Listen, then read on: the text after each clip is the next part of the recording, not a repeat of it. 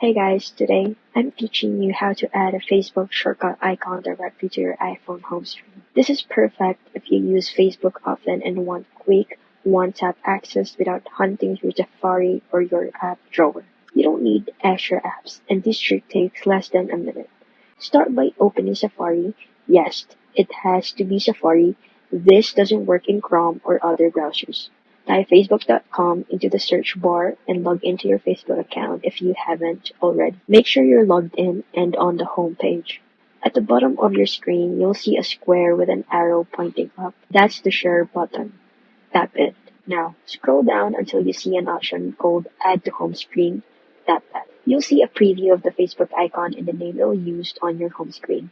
You can rename it to something short like FB if you want, then just tap Add in the top right corner. Now, go back to your home screen and the Facebook icon is there.